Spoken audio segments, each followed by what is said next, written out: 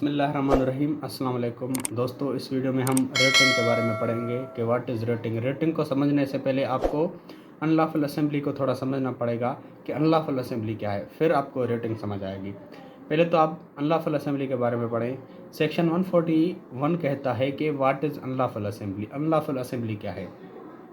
Unlawful assembly के लिए ज़रूरी है कि उसमें कम से कम 5 या 5 से ज़्यादा लोग हों, 5 और मोर देन 5 पर्सनस का एक कॉमन ऑब्जेक्ट हो, और वो कॉमन ऑब्जेक्ट के तहत वो काम करें जो सेक्शन 141 में मेंशन किए गए हैं। वो 5 काम हैं, जैसे कि उसमें से एक काम है किसी की जगह पे कब्ज़ा करना, और दूसरा काम है किसी ऑफिसर को मजबूर करना किसी गलत काम करने पर, या उससे ऐसा काम करवाना जो इलीगल है, जो वो नहीं कर सकता कानूनी तौर पर। 2-4 दूसरे काम दिए गए हैं। 5 या 5 से ज़्यादा लोग कॉमन इंटेंशन को हासिल करने के लिए वो 5 काम करें तो उसको हम अनलॉफुल असेंबली कहेंगे। यानी कि अनलॉफुल असेंबली के 5 इंग्रेडिएंट है, 5 और मोर देन 5 पर्सनस हों, और उनका एक कॉमन ऑब्जेक्ट हो, और वो काम करें जो सेक्शन 141 में मेंशन किए गए हैं, और जो उनका जो कॉमन इंटेंशन है वो अनलॉफुल हो। ये हो गई अनलॉफुल असेंबली। यही अनलॉफुल असेंबली अगर फोर्स या वायलेंस का इस्तेमाल करती है तो उसको हम राइटिंग कहेंगे। यानी कि अनलॉफुल असेंबली है, ठीक है ना, 5 या 5 से ज़्यादा लोग हैं, वो किसी की जगह पे कब्ज़ा करने गए, ठीक है ना, और वहाँ उनका कॉमन ऑब्जेक्ट है। कॉमन ऑब्जेक्ट क्या है कि इसकी जगह पे कब्ज़ा करना। अब 5 या 5 से ज़्यादा लोग किसी की जगह पे कब्ज़ा करने गए, ये हो गए अनलॉफुल असेंबली, और वो वहाँ जाके वायलेंस करते हैं या फोर्स का इस्तेमाल करते हैं या तशद्दुद करते हैं या इलीगल एक्ट करते हैं, तो ये हो जाएगी राइटिंग।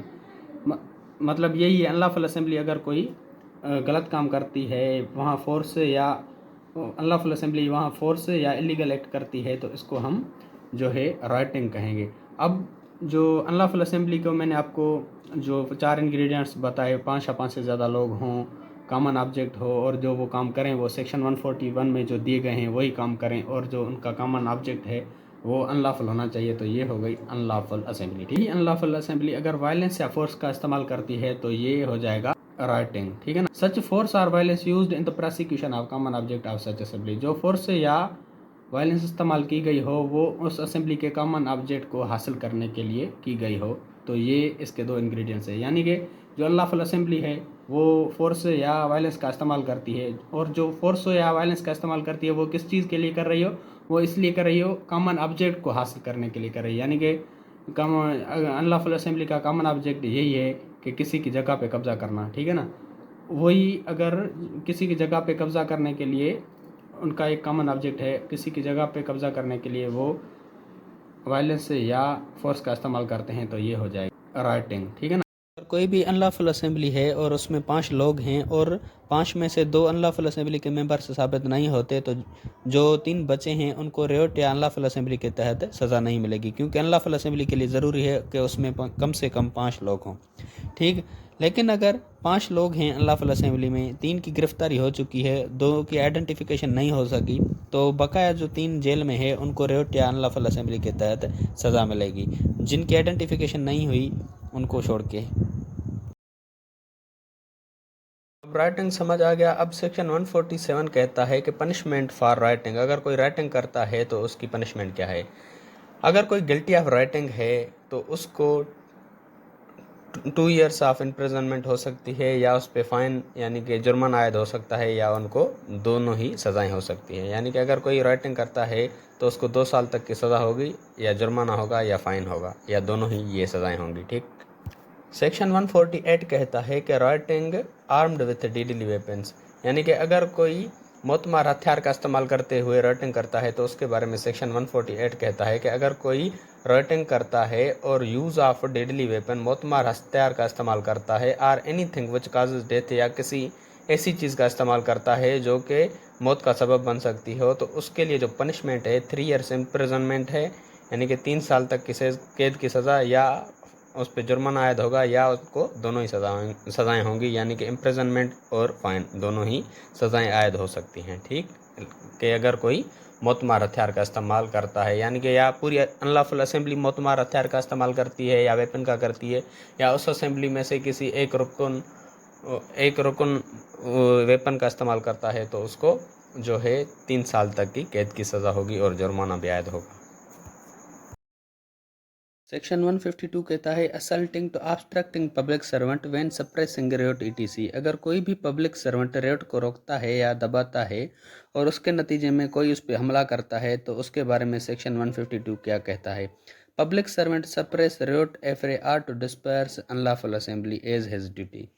अगर कोई भी पब्लिक सर्वेंट रेट या एफरे को दबाता है या रोकता है या किसी अनलॉफुल असेंबली को तोड़ने की कोशिश करता है क्योंकि उस सरकारी मुलाजम की वो ड्यूटी है और उसके नतीजे में whoever assault or threatens to assault obstruct or attempt to obstruct public servant यानी और उसके नतीजे में कोई भी उस पर हमला करता है या हमले की धमकी देता है या उसको रोकता है या रोकने की कोशिश करता है तो उसको shall be punished with 3 years imprisonment और विथ फाइन और विथ बोथ और उसको 3 साल तक की सज़ा होगी और प्लस में जो है फाइन भी हो सकता है या ये दोनों ही सज़ाएं होगी या एक सज़ा होगी दोनों में से या दोनों ही होगी। यानी कि अगर कोई भी पब्लिक सर्वेंट है उसकी ड्यूटी है एफरे या रेट को रोकना और वो रोकता है और उसके नतीजे में कोई उस पर हमला करता है या हमले की धमकी देता है तो उसको 3 साल तक की सज़ा होगी और प्लस में फ़ाइन भी होगा और या दोनों सज़ाएं होगी या दोनों में से एक ही सज़ा होगी।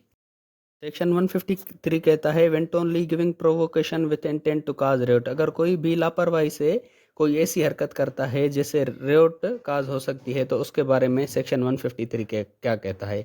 whoever malignantly or wantonly do anything or give provocation to a person which cause rate. यानी कि अगर कोई भी बंदा मेलिगेंटली यानी कि इंटेंशनली इरादे से और वेंटोनली यानी कि थाटलेसली यानी कि लापरवाही से कोई ऐसी चीज़ करता है या किसी बंदे को उकसाता है जिससे रेट काज हो सकती है तो उसके बारे में सेक्शन 153 कहता है कि अगर कोई भी ऐसी हरकत करता है और उससे रेट काज हो जाती है इफ़ रेट इज़ कमिटेड तो उसको जो है 1 year तक सज़ा होगी और प्लस में फ़ाइन भी हो सकता है या ये दोनों ही सज़ाएं हो सकती हैं। लेकिन अगर वो शख्स कोई ऐसी हरकत करता है जिससे लापरवाही से कोई ऐसी हरकत करता है जिससे रेट होने का खदशा है लेकिन रेट कमिट नहीं होती यानी कि रेट कमिट नहीं होती फिर उसको 6 month तक की सज़ा होगी या फ़ाइन होगा या दोनों ही सज़ाएं होगी। यानी कि इस सेक्शन 153 को 2 हिस्सों में तकसीम किया गया है। अगर कोई भी बंदा ऐसी हरकत करता है उससे रेट कमिट होती है तो उसको 1 साल तक की सज़ा होगी प्लस फ़ाइन होगा। अगर रेट कमिट नहीं होती तो उसको 6 महीने तक की सज़ा होगी और फ़ाइन होगा। इनमें से या एक सज़ा होगी या दोनों ही सज़ाएं होगी। ठीक। सेक्शन 153 ए कहता है प्रोमोटिंग इनमिटी बिटवीन डिफरेंट ग्रुप्स। अगर कोई भी मुख्तलिफ फ़िरक़ों ज़ात पात में मज़हब में रंग नस्ल में ज़बान ज़ात रिहाइशगाह या किसी भी जमात में नफ़रत फैलाए या दुश्मनी को प्रोमोट करे या नफ़रत फैलाने की कोशिश करे तो उसको 5 साल तक की सज़ा होगी और भारी फ़ाइन भी पे करना पड़ेगा। यानी कि अगर कोई भी बंदा है डिफरेंट ग्रुप्स में डिफरेंट फ़िरक़ों में या डिफरेंट ज़ात पात में नफ़रत फैलाता है या नफ़रत फैलाने की कोशिश करता है दुश्मनी को प्रोमोट करता है तो उसको 5 साल तक की सज़ा होगी और प्लस में भारी जो है जुर्माना भी आयद होगा। Section 153 B inducing students etc take part in political activity. किसी भी तालिबे इल्म को पॉलिटिकल एक्टिविटी में शामिल होने के लिए लालच देना। उसके बारे में सेक्शन 153 बी क्या कहता है। अगर कोई भी किसी भी स्टूडेंट को या इंस्टीट्यूशन को किसी भी पॉलिटिकल एक्टिविटी में शामिल होने के लिए लालच देता है और वो पॉलिटिकल एक्टिविटी किसी पब्लिक आर्डर को या पब्लिक पीस को डिस्टर्ब कर रही हो या अंडरमाइन यानी कि तबाह कर रही हो तो उसके बारे में सेक्शन 153 बी में जो सज़ा बताई गई है उनके लिए वो 2 years इम्प्रिजनमेंट है, 2 साल तक की कैद की सज़ा है या फ़ाइन होगा या ये दोनों ही सज़ाएं होंगी। यानी कि अगर कोई भी किसी भी तालिबे इल्म को किसी ऐसी पार्टी में शामिल होने के लिए लालच देता है जो कि पब्लिक आर्डर को डिस्टर्ब कर रही हो या तबाह कर रही हो यानी कि पब्लिक आर्डर को के ख़िलाफ़ हो तो उसको लालच दे रहा है उसको 2 साल तक की सज़ा होगी या फ़ाइन होगा या ये दोनों ही सज़ाएं होंगी। सेक्शन 154 ओनर और occupier of land on which N unlawful assembly is held. ज़मीन मालिक या ज़मीन का काबिज जिस पर अनलॉफुल असेंबली बनी हो।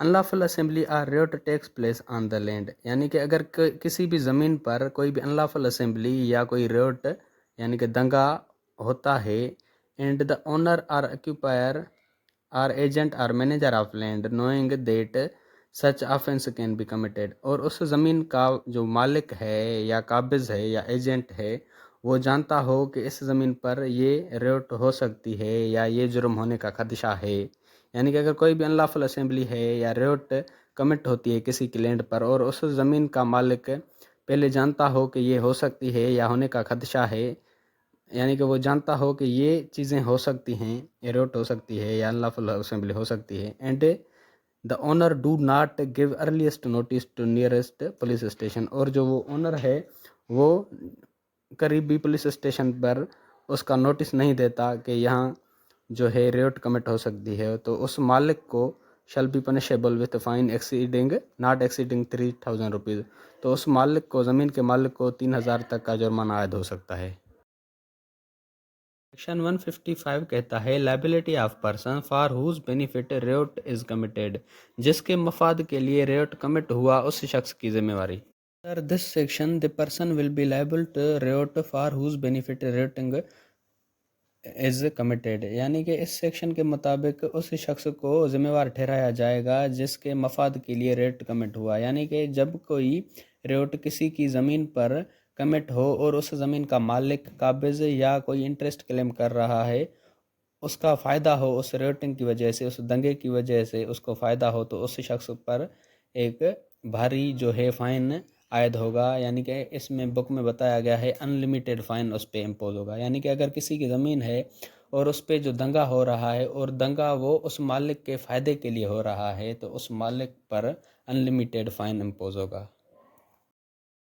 سیکشن 156 کہتا ہے liability of agent of owner or occupier for whose benefit riot is committed, یعنی کہ دنگے سے ہونے والا زمین مالک کے ایجنٹ کو فائدہ اور اس کی ذمہ واری۔